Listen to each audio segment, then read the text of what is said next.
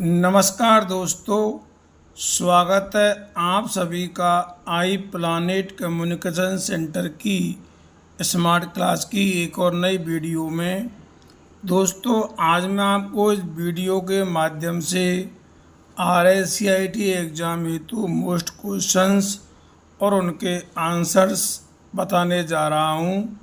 दोस्तों, ये वीडियो आप सभी के लिए बहुत ही खास है। यदि आप हमारे इस चैनल पर नए हैं तो आप हमारे इस चैनल को लाइक और सब्सक्राइब अवश्य करें और इस वीडियो को पूरा ज़रूर देखें। तो चलिए दोस्तों, देर न करते हुए इस वीडियो को शुरू करते हैं। वीडियो का पहला क्वेश्चन है, SSO के तहत एक नागरिक पंजीकरण कैसे कर सकता है?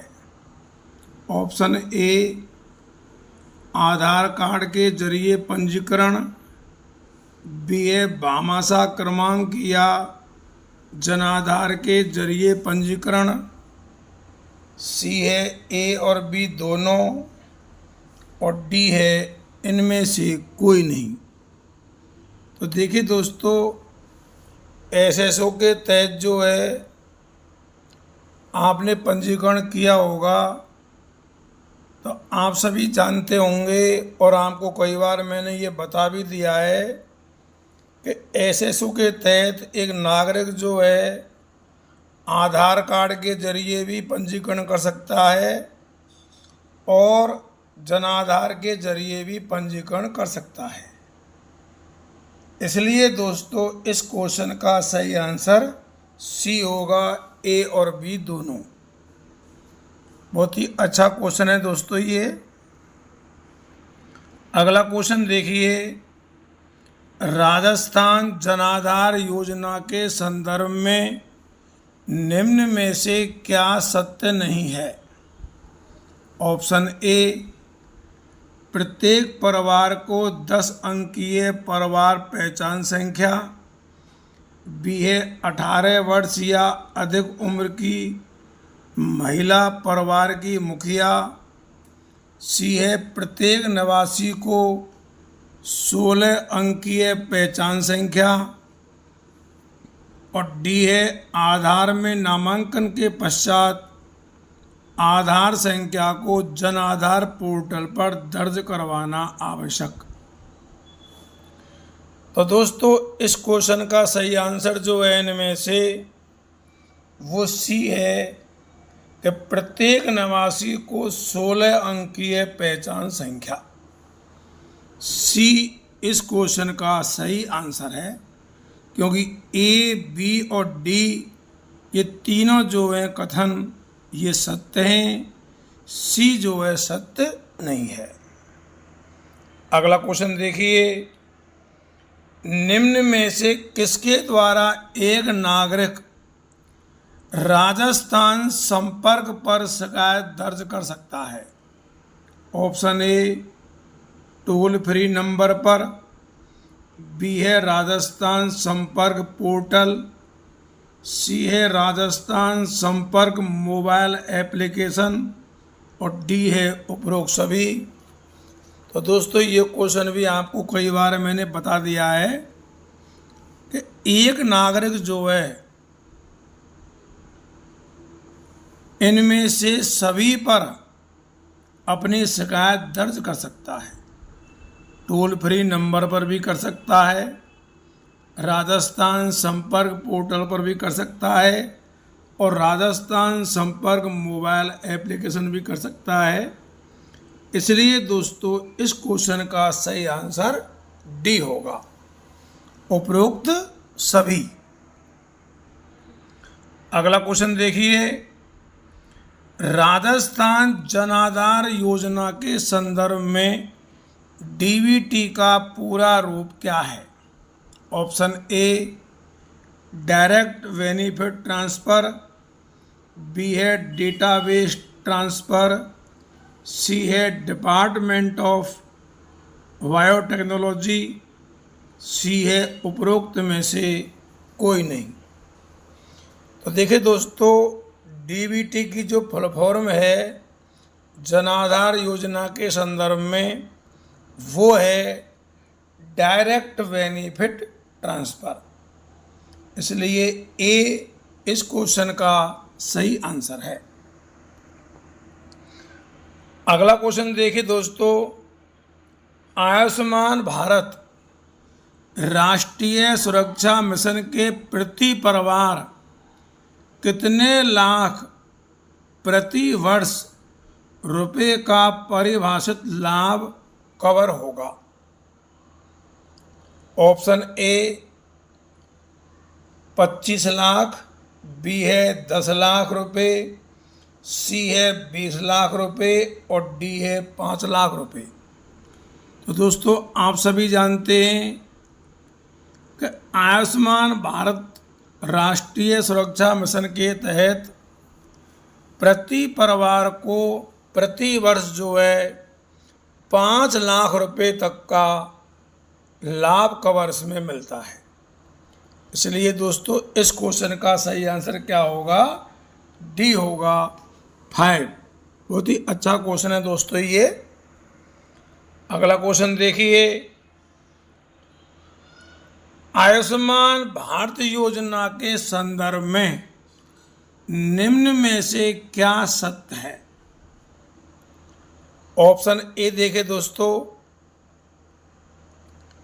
योजना के लाभ पूरे देश में पोर्टेबल हैं। बी है योजना के अंतर्गत आने वाले लाभार्थी को देश भर में किसी भी सार्वजनिक या निजी सूचीबद्ध अस्पतालों से कैशलेस लाभ लेने की अनुमति होगी। सी है आयुष्मान भारत राष्ट्रीय सुरक्षा मिशन एक पात्रता आधारित योजना होगी जिसमें पात्रता SECC डेटाबेस में गरीबी मानदंडों के आधार पर तय होगी। और सी है दोस्तों उपरोक्त सभी। तो दोस्तों इस क्वेश्चन का जो आंसर है वो दोस्तों यहाँ पर डी है कि ये सभी जो कथन हैं ये सत्य हैं। यहाँ दोस्तों मैंने आपकी सुविधा के लिए यहाँ पे एक शब्द आया है कि SECC इस डेटाबेस में जो है गरीबी मानदंड के आधार पर पात्रता होगी। तो दोस्तों ये SECC क्या चीज़ है इसको आप समझ लीजिए।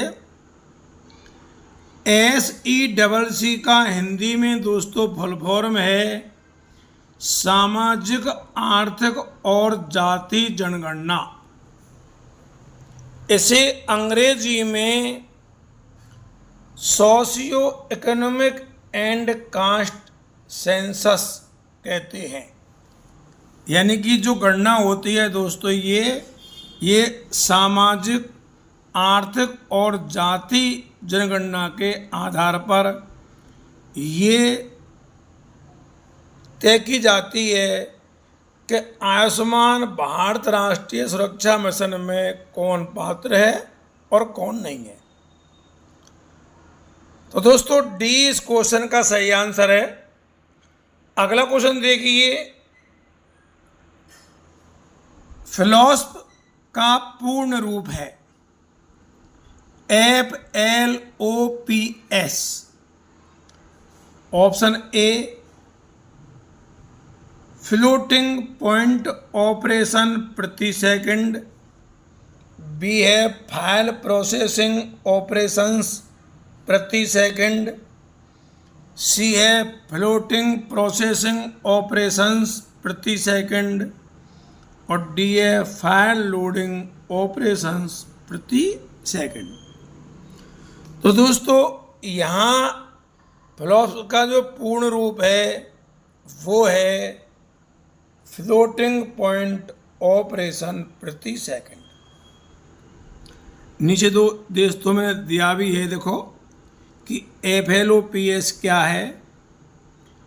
FLOPS जो है दोस्तों इसका हिंदी में मतलब है प्रति सेकंड फ्लोटिंग पॉइंट ऑपरेशन, यानी कि फ्लोटिंग पॉइंट ऑपरेशन प्रति सेकंड। यह एक माप है जिसका उपयोग कंप्यूटर की प्रोसेसिंग क्षमता को मापने के लिए किया जाता है। जो फ्लॉप्स है ये दोस्तों एक माप है जिसका उपयोग हम कंप्यूटर की जो प्रोसेसिंग क्षमता होती है उसको मापने के लिए किया जाता है। तो ये दोस्तों इस क्वेश्चन का सही आंसर है। अगला क्वेश्चन देखिए, भारत का पहला सुपर कंप्यूटर है। ऑप्शन ए अग्नि, बी है परम, सी है फिलोसॉल्वर और डी है त्रिशूल। तो दोस्तों आप सभी जानते हैं कि हमारे देश का पहला जो सुपर कंप्यूटर है वो है परम। बी इस क्वेश्चन का सही आंसर है। अगला देखिए, निम्न में से कौन सा एक राजस्थान संपर्क का चरण नहीं है। ऑप्शन ए रजिस्ट्रेशन, बी है स्क्रूटनाइजेशन, सी है मॉडरेशन और डी है एलोकेशन। तो दोस्तों राजस्थान संपर्क का चरण नहीं है, वो इनमें से है बी स्क्रूटनाइजेशन। क्योंकि आप सब जानते हैं दोस्तों, स्क्रूटनी के बारे में आप सभी जानते हैं, जब किसी के डॉक्यूमेंट या दस्तावेज़ों की जांच होती है तो उसको जो है हम स्क्रूटनी के तहत बताते हैं। राजस्थान सरकार जब वैकेंसी निकालती है कोई भी सरकारी जॉब, तो उसमें जो है दोस्तों स्क्रूटनी के तहत उससे ये ऑप्शन भरवाए जाते हैं, दस्तावेज़ों की जांच के आदेश मतलब। अगला क्वेश्चन देखिए, आणविक पैमाने के कंप्यूटर को क्या नाम दिया गया है। Option A super computer, B है नैनो कंप्यूटर, सी है माइक्रो कंप्यूटर और डी है दोस्तों थर्मो कंप्यूटर।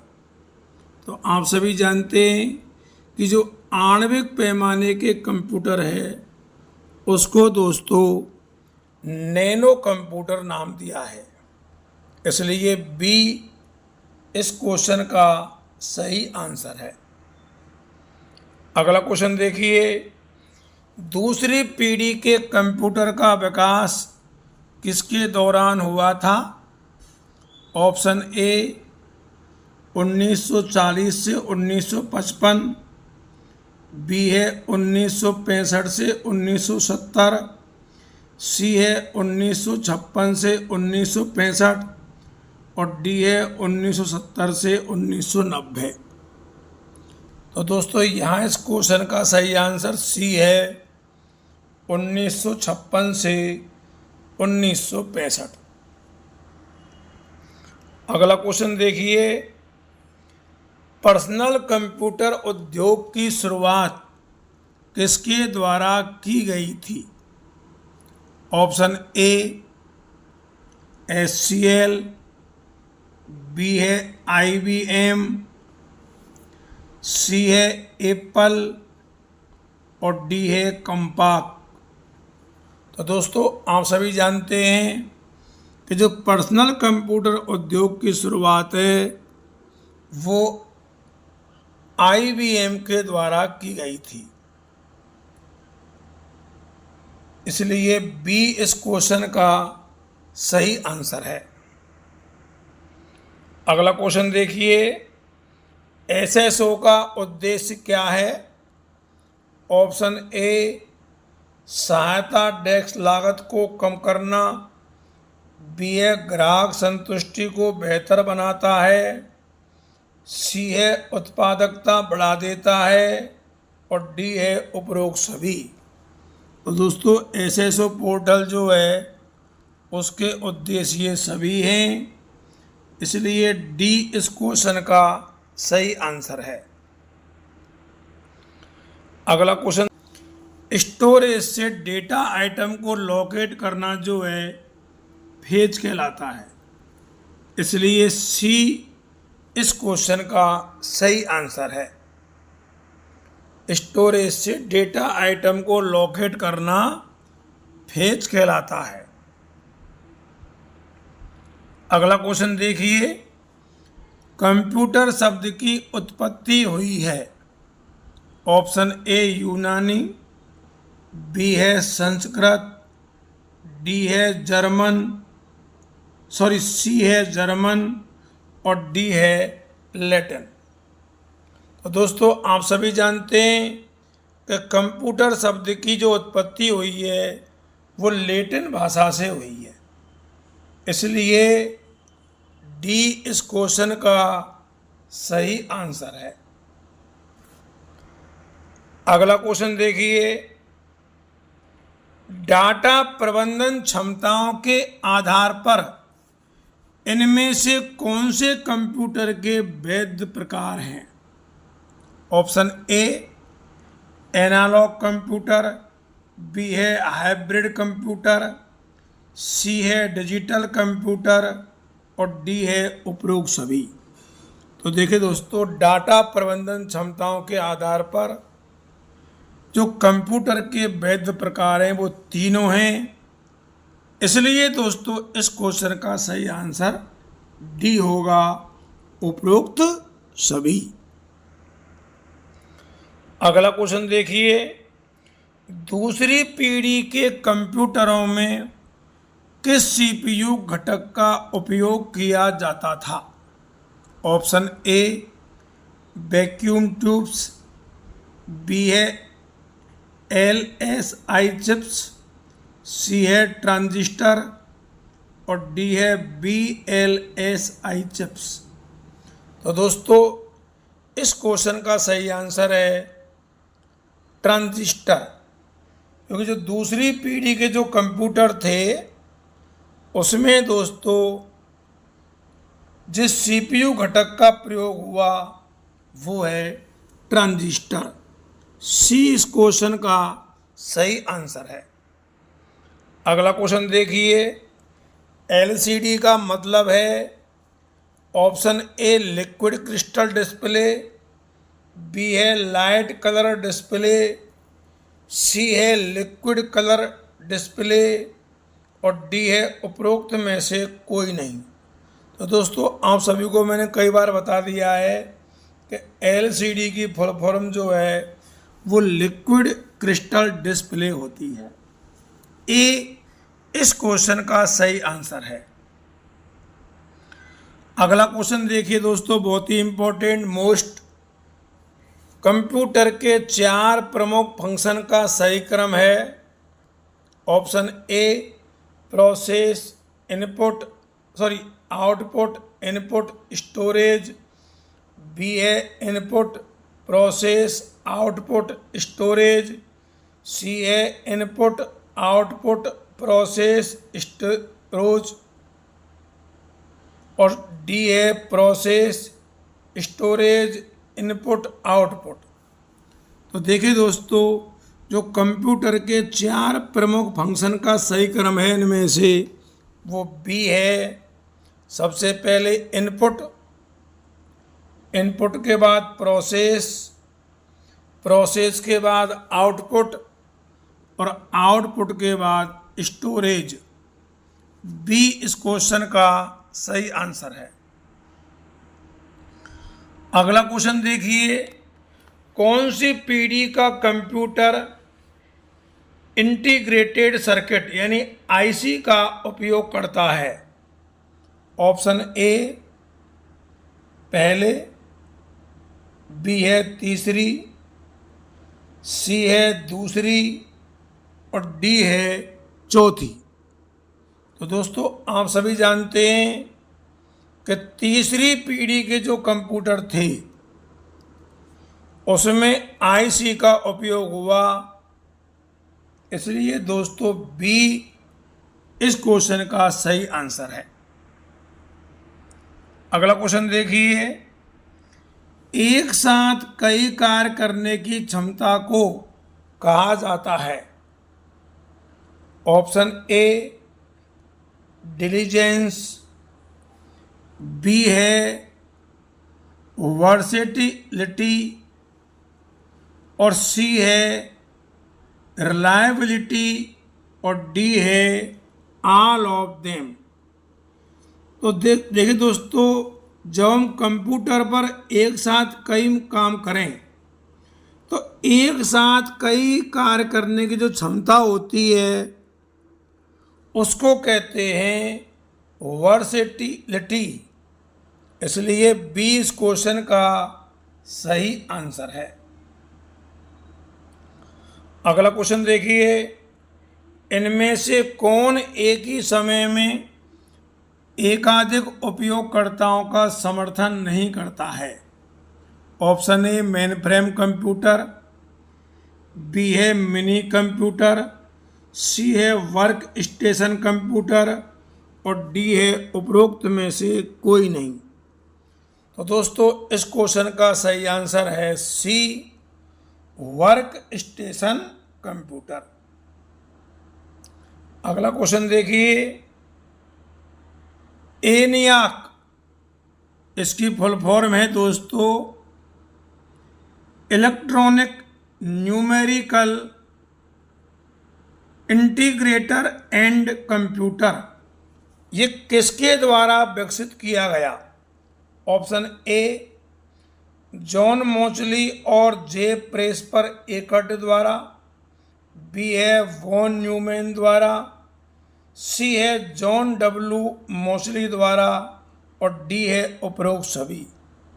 तो दोस्तों एनियाक जो है जॉन मोचली और जे प्रेस्पर एकर्ट द्वारा विकसित किया गया। ए इस क्वेश्चन का सही आंसर है। अगला क्वेश्चन देखिए, निम्नलिखित में से कौन सा एप्लीकेशन के आधार पर कंप्यूटर का वर्गीकरण नहीं है। Option A electronic computer, B है डिजिटल कंप्यूटर, सी है दोनों में से कोई नहीं और डी है उपरोक्त सभी। तो दोस्तों इस क्वेश्चन का सही आंसर है दोनों में से कोई नहीं। सी इस क्वेश्चन का सही आंसर है। अगला क्वेश्चन देखिए, प्रथम पीढ़ी के कंप्यूटर में उपयोग किया गया।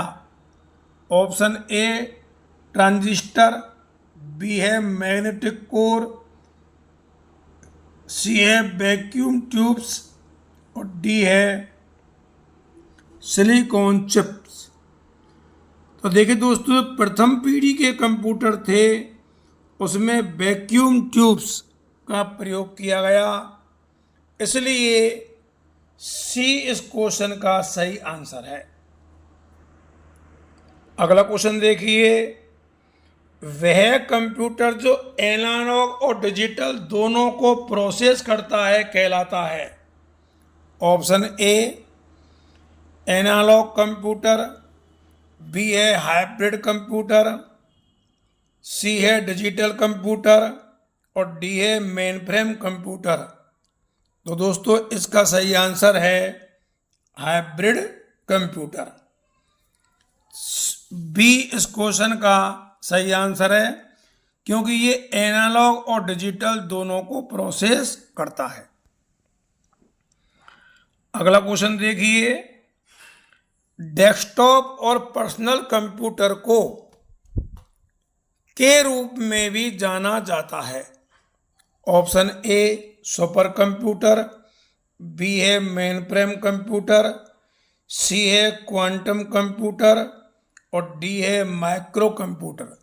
तो दोस्तों आज हम जो कंप्यूटर काम में लेते हैं, आप भी लेते हो, तो वो सभी डेस्कटॉप या पर्सनल कंप्यूटर हैं और दोस्तों डेस्कटॉप और पर्सनल कंप्यूटर को हम माइक्रो कंप्यूटर भी कहते हैं, इसलिए डी इस क्वेश्चन का सही आंसर है।